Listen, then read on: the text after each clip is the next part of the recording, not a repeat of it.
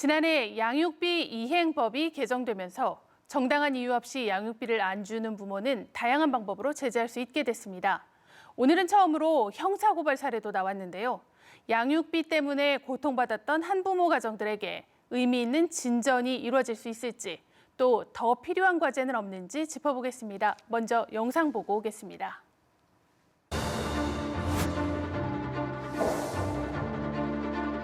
뼈를 깎는 마음으로 살았다는 표현이 맞을 것 같습니다. 양육비 미지급은 아이들을 정서적, 경제적으로 학대하는 것입니다.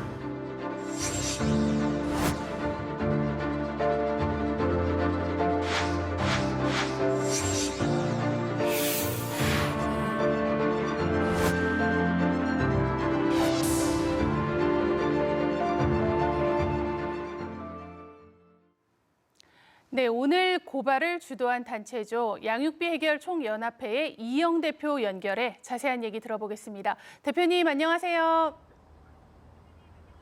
네, 안녕하십니까. 네, 오늘 고의로 양육비를 안 주는 나쁜 부모 2명을 경찰에 고발하셨습니다. 어떤 부모들이었나요? 네, 그 남매의 아버지와 또 형제의 어머니가 각각 고소 대상자가 되셨습니다. 이분들의 평소 생활은 좀 그런데 어떠셨는지, 양육비를 지급할 여력은 됐었는지요? 그 양육비를 지급할 능력은 되신 분들이셨고요. 근데 이제 양육비를 회피하려고 위장 전입을 한다든지, 그리고 그 법적인 소송이나 이런 것들을 계속 피하려고 하셨던 분이에요. 그래서 감치 판결을 어렵게 받고 나서 그 제재 조치까지 이루어진 상황이었고요. 네, 감치 판결을 받고 그런데 제재 이제 조치까지 제재 있었는데, 조치, 네, 네, 네, 충분히 앞서 지급할 제재 수 조치 있는, 세 가지, 네. 네네. 그 운전면허나 출국금지나 그리고 신상공개 등 제재 조치가 취해진 상황이었는데 양육비가 지급되지 않아서 지금 형사 그 조치에 이르게 됐습니다. 네, 충분히 줄 여력이 되는데도 양육비를 지금 1년이나 주지 않았다 이런 말씀이신데, 이런 부모들이라도요 아직까지는 형사처벌을 받은 전례는 없었습니다. 그런데 오늘 이렇게 고발을 결정하신 이유가 있으실 것 같습니다. 네, 그 앞서 말씀드린 것처럼 그 아이들의 엄마 아빠가 사실상은 본인들의 삶에 치중해서 뭐 외제 승용차를 몰고 다닌다든지 아니면 그 소득에 대해서 감추고 본인들이 이렇게 여러 가지 여가를 즐기고 그렇게 살고 있으면서도 아이한테 양육비를 지급하지 않아서 그런 제재 조치들도 이게 거치게 됐는데요.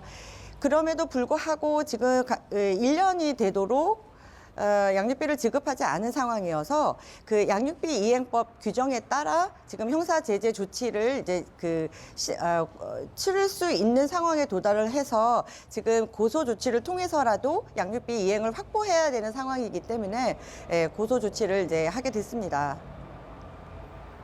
네, 지난해 양육비 이행 법안이 개정이 됐죠. 양육비를 안 주면 신상 공개는 물론이고요, 출국 금지에 운전면허까지 정지할 수 있게 됐습니다. 이렇게 된 이후에 우리 어머니나 아버님들이 한부모 가정에서 느끼는 어떤 현장 분위기는 좀 달라졌을까요? 사실상 제재 조치는 효력을 발생시킬 수 있는 좋은 그 법인데요.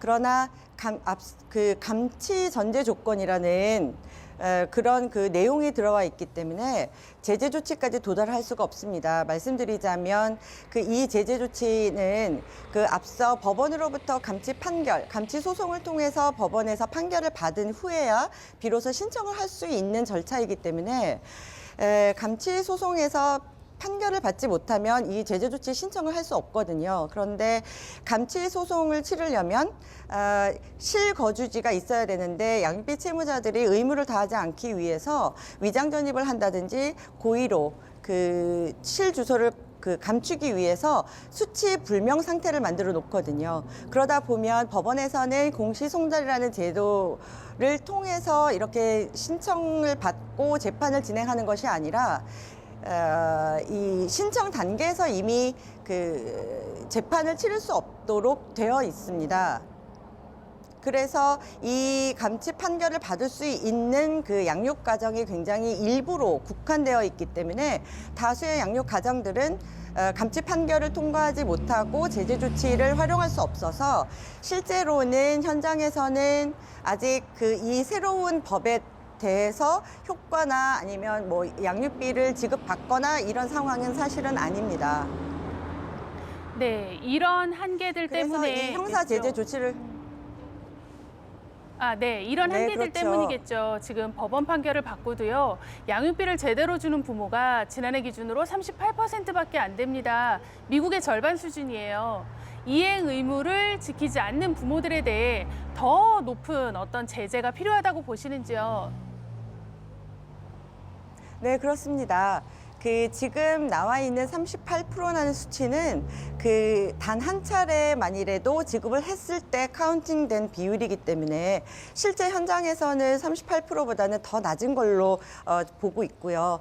그래서 지금 이렇게 낮은 수치를 여전히 이런 상황으로 가고 있다면 이 제재 조치의 강제성이 좀 부족하다 이렇게 생각을 하고 있기 때문에 앞으로는 이런 양육비 이행 법을 좀 더 강제적인 수위를 좀 더 높여서 형사적인 조치까지 이루어지도록 하면 양육비 이행이 좀 더 높아질 것으로 보고 있습니다. 네, 대표님 계속해서요. 더 나아가 양육비를 국가가 먼저 지급해라 이른바 선지급제 제도를 꾸준히 제안을 해오셨습니다. 양육비 선지급제 어떤 내용일까요? 국가가 먼저 미지급 가정에 양육비를 먼저 지급하고 그리고 양육비 지급 의무자인 채무자에게 징수를 하는 그런 제도입니다. 네, 다음 질문 하나만 마지막으로 드리겠습니다. 정부의 이런 양육비 정책에 있어서 가장 시급하게 우선적으로 보완되어야 할 부분 뭐라고 생각하시는지 마지막 질문 드릴게요.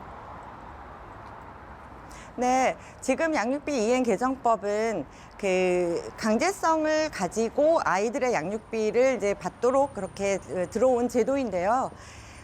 지금 현재 아까 말씀드린 것처럼 감치 제도라는 문제가 아직도 많은 감치 제도 때문에 이렇게 걸림돌이 되고 있으니까 양육비 이행법에서 제재 조치 이전에 전제적인 조건으로 들어와 있는 감치 제도를 삭제하고 그리고 바로 이행명령 이후에 제재 조치로 들어갈 수 있도록 제도를 보완하는 것이 상당히 시급합니다. 그래서 양육비 정책에서는 감치 제도의 문제점을 반드시 해소해야 된다고 저희들은 생각하고 있습니다. 네, 대표님. 부부는 헤어질 수 있지만 또 그 자녀들은 다릅니다. 같이 살지 않는 아빠든 엄마든 그 부모는요. 자녀의 건강한 성장을 위해 책임을 져야 하죠. 또 반드시 그럴 수 있도록 우리 사회적인 제도 마련도 서둘러야겠습니다. 대표님 오늘 말씀 감사합니다. 네, 감사합니다.